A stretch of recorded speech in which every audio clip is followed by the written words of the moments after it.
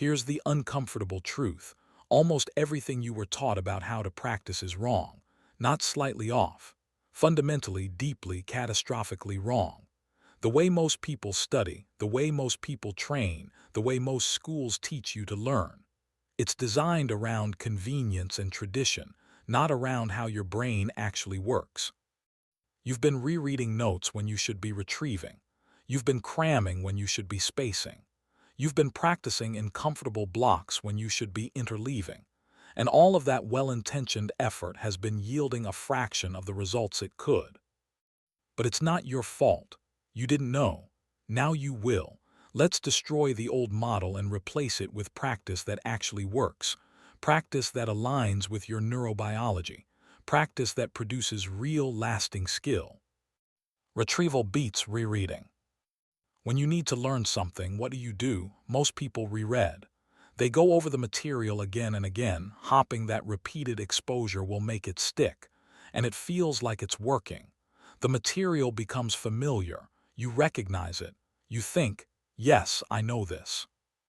But recognition is not recall. Familiarity is not mastery. When you reread, you're strengthening the wrong circuit. You're strengthening your ability to recognize information when you see it, but you're not strengthening your ability to retrieve it when you need it. Retrieval is different. Retrieval is closing the book and forcing yourself to pull the information out of memory. It's harder. It feels uncomfortable. But that difficulty is the entire point.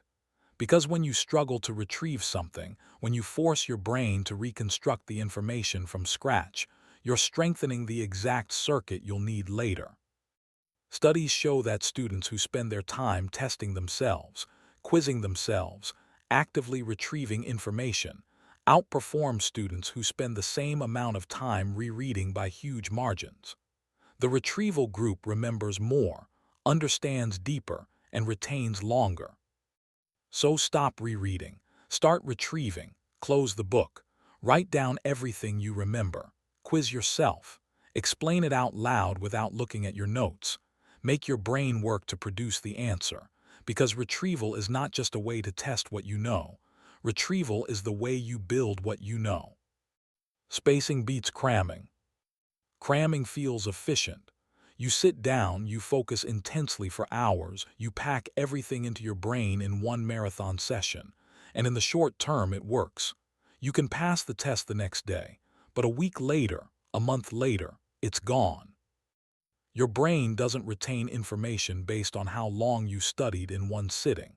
It retains information based on how many times you've retrieved it over time. And the optimal pattern isn't massed practice. It's spaced practice. Spreading your learning sessions out over days, weeks, even months. Here's why spacing works. Every time you retrieve information after a delay, you have to work harder to recall it. The memory has started to fade, and pulling it back up requires effort. And that effort, that struggle, strengthens the memory more than easy retrieval ever could. This is called the spacing effect, and it's one of the most robust findings in all of learning science. Spaced practice produces dramatically better long-term retention than cramming, even when the total time spent studying is the same. The practical application is simple. Don't try to learn everything at once. Break your practice into sessions. Come back to the material after a delay. Let it start to fade, then retrieve it again. The forgetting is not a failure. The forgetting is part of the process. Because every time you pull information back from the edge of forgetting, you make it more permanent. Interleaving beats blocked repetition. Blocked practice is what most people do naturally. You practice one thing until you've got it, then you move to the next thing. Want to practice 3 types of math problems. Do 20 of type A, then 20 of type B, then 20 of type C. It feels organized. It feels efficient. But here's the problem. Blocked practice makes you good at that thing in that moment, but it doesn't teach your brain to discriminate between different types of problems. It doesn't build flexibility. And when you encounter a mixed set of problems later, when you have to figure out which type of problem you're looking at before you can solve it, you struggle. Interleaving is different. Interleaving means mixing up the types of problems or skills within a single practice session. Do one of type A, then one of type C, then one of type B, then back to A. It feels harder. It feels messier. Your performance during practice is worse. But your learning is better, because interleaving forces your brain to constantly identify which strategy to use. You can't just apply the same solution over and over on autopilot. You have to think. You have to discriminate. And that cognitive work builds deeper, more flexible understanding. Research across domains, from math to sports to music, shows the same result. Interleaved practice produces better long-term retention and transfer than blocked practice. You perform worse during practice but better on the test. And the test is what matters. So embrace the mess. Mix up your practice. Make it harder on yourself in the moment. Because that difficulty is building something blocked practice never can. The ability to actually use what you know in the real world, where problems don't come labeled and sorted. Output beats consumption. You can watch 100 tutorials. You can read a dozen books. You can listen to every podcast on a topic, and you will learn something. But you will learn a fraction of what you'd learn if you spent that same time producing instead of consuming. Your brain is optimized for action, not observation. When you produce something, when you write, when you build, when you create, when you solve, you activate different circuits than when you passively consume. You engage motor systems, decision-making systems, error correction systems. You force your brain to integrate information, to make choices, to confront what you don't understand. Consumption is easy. You can consume while half paying attention. You can consume while comfortable, but output demands full engagement. Output exposes gaps in your knowledge immediately. You can't fake your way through writing an essay or building a project. Either you understand or you don't, and that honesty accelerates learning. This is why project-based learning is so effective. Why learning by doing beats learning by reading. Why students who spend their time solving problems learn more than students who spend their time watching solutions. So flip the ratio. Spend less time consuming and more time producing. Don't just read about it, do it. Don't just watch someone else solve the problem, solve it yourself. Make mistakes, struggle, produce messy, imperfect output. Because every minute you spend producing is worth 10 minutes of consumption. Your brain learns what you do, not what you watch. Self-generation beats observation. Let's take this one step further. Even when you're consuming information, you can make it more effective by generating your own understanding rather than passively receiving someone else's. Self-generation means actively trying to figure something out before you're told the answer. It means reading a problem and attempting a solution before looking at the explanation.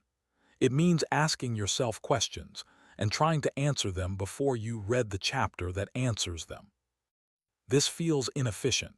Why struggle when you could just read the answer directly? Because the struggle is the point. When you generate your own attempt, even if it's wrong, you're creating a mental model. And when you then see the correct answer, your brain doesn't just passively store it. It compares it to your model. It notices the differences. It updates. Studies show that students who generate answers before receiving instruction learn more and retain longer than students who receive instruction directly. The generation process primes the brain for learning. It creates an active question in your mind that the instruction then answers. So before you learn something, try to figure it out yourself. Before you read the explanation, try to explain it yourself. Before you watch the solution, try to solve it yourself. You'll be wrong often. That's fine. Because the attempt, the generation, the active engagement, that's what makes the subsequent learning stick. Self-generation transforms you from a passive recipient into an active constructor. And active construction is how mastery is built. Deliberate practice beats casual repetition. There's practice, and then there's deliberate practice. Most people engage in casual repetition. They do the thing over and over, but they're not really pushing themselves. They're staying in their comfort zone, performing at a level they've already mastered, enjoying the feeling of competence. Casual repetition maintains skill, it doesn't build it. Deliberate practice is different. Deliberate practice is structured, focused work on specific weaknesses. It's setting a goal just beyond your current ability. It's getting immediate feedback. It's concentrating intensely on technique. It's identifying errors and correcting them. It's uncomfortable. It's effortful. It's not fun. And it's the only thing that produces continuous improvement. Researchers studying expert performance across every domain, from chess to music to sports to surgery, find the same pattern. The people who reach the top don't just practice more. They practice differently. They engage in deliberate practice. They work on their weaknesses systematically. They seek out challenges that make them fail. They analyze their failures and adjust. This is why you can do something for years and plateau. You're repeating, not practicing deliberately. You're performing, not improving. If you want to keep getting better, you need to make your practice deliberate. Identify your weakest area. Design an exercise that targets it specifically. Push yourself just beyond your current limit. Get feedback, adjust, repeat. It won't feel satisfying in the moment, but that discomfort is the price of progress. Casual repetition is comfortable. Deliberate practice is growth. Slow practice builds correct circuits. Here's a mistake almost everyone makes. They practice at full speed too early. They want to perform the skill the way it looks when it's mastered. Fast, fluid, effortless. So they try to go fast from the beginning. And they wire in sloppy technique. When you practice fast, you can't pay attention to the details. You can't monitor your form. You can't catch small errors. You just blow through the movement or the process, and whatever pattern emerges, that's what gets encoded. Often, it's a mess. Slow practice is different. When you slow down, you can pay attention to everything. You can feel exactly what each part of your body is doing. You can notice the moment something goes wrong. You can correct it immediately. You can build the circuit cleanly, precisely, correctly. And here's what happens. Once the correct circuit is built, speeding it up is easy. Your brain just runs the same pattern faster. But if you build a sloppy circuit, speeding it up doesn't fix it. It just makes the sloppiness faster. This is why musicians practice slowly. Why martial artists drill techniques in slow motion. Why surgeons rehearse procedures at reduced speed. They're building precision first. Speed comes later, automatically, as the correct circuit becomes automatic. So when you're learning something new, resist the urge to go fast. Slow down. Way down. Focus on doing it right. Every repetition should be clean, controlled, correct. Only after you can perform it perfectly at slow speed should you gradually increase the tempo. Because slow practice builds correct circuits, and correct circuits, once built, can be executed at any speed. Early correction prevents fossilized errors. There's a window early in learning when errors are easy to fix. The circuits are still forming. The patterns aren't set. A quick correction, a small adjustment, and you're back on track. But if you let errors go uncorrected, if you practice the wrong way repeatedly, those errors become fossilized. They get encoded deeply into your neural architecture. And once they're fossilized, fixing them is brutally hard. You can't just overwrite the bad pattern. You have to unlearn it first, then relearn the correct pattern. It takes 10 times longer than it would have if you'd caught it early. This is why coaching is so valuable at the beginning. A good coach catches errors immediately before they have a chance to fossilize. They correct your form on the second repetition, not the 200th. If you don't have a coach, you need to create feedback mechanisms. Record yourself. Compare your performance to a model. Check your work immediately. Don't wait. Don't practice for hours and then find out you've been doing it wrong the whole time. Early correction prevents fossilized errors.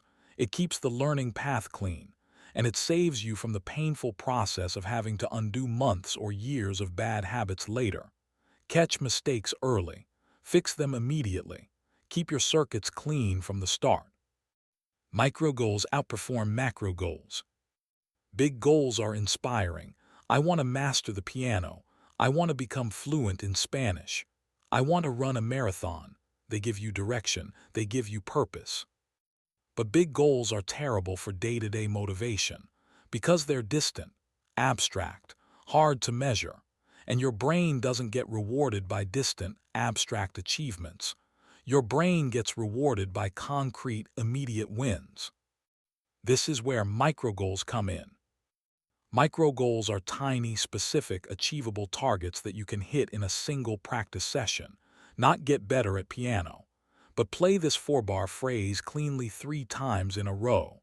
Not learn Spanish, but memorize these 10 words and use them in sentences. Micro goals do 2 things. First, they focus your attention. Instead of vague effort, you have a clear target. You know exactly what you're trying to accomplish. Second, they provide immediate feedback. You either hit the goal or you don't.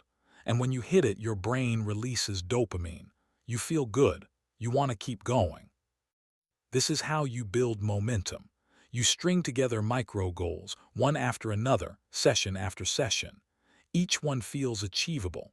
Each one provides a little hit of reward. And over time, those micro goals compound into the macro goal. You've mastered the piano not through one heroic effort, but through 1,000 small victories. So don't just set big goals, break them down. What can you accomplish today, this hour, this session? Make it specific, make it measurable, make it achievable, hit it. Feel the win, move to the next one. That's how progress actually happens.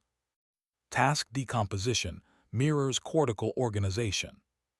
We talked earlier about how the brain learns subsystems before systems. Now let's talk about why task decomposition is so powerful. It mirrors the way your cortex is actually organized. Your brain doesn't have a single skill center. It has distributed networks, each responsible for different components of a complex task. When you try to learn a whole skill at once, you're asking all those networks to coordinate before any of them are ready. It's chaos. But when you decompose the task, when you break it into components and practice each component separately, you're working with your cortical organization, not against it. You're allowing each network to develop independently. You're building clean, strong subsystems. And then, when you start combining them, your brain already has the pieces. It just has to learn how they fit together. This is why drill work is so effective, why musicians practice scales separately from rhythm, why athletes practice footwork separately from hand technique. They're not being reductive. They're being neurologically smart. They're letting each cortical network master its part before asking them all to work together. So when you face a complex skill, don't try to learn it whole. Decompose it. Ask yourself, what are the separate components? What can I practice in isolation? Master the components. Then and only then integrate them. Your brain will thank you because task decomposition isn't just a strategy. It's alignment with how your cortex is built. Everything you thought you knew about practice is wrong. Rereading doesn't work. Cramming doesn't work. Blocked repetition doesn't work. Passive consumption doesn't work. What works is retrieval, spacing, interleaving, output, self-generation, deliberate practice, slow precision, early correction, micro goals, and task decomposition. This isn't theory. This is how your brain actually learns. And now that you know, you can't go back to the old ways. You can't pretend that rereading your notes is productive. You can't fool yourself that cramming will make it stick. The engine is visible now. The machinery is exposed. And the only question left is, are you ready to practice the way your brain was designed to learn?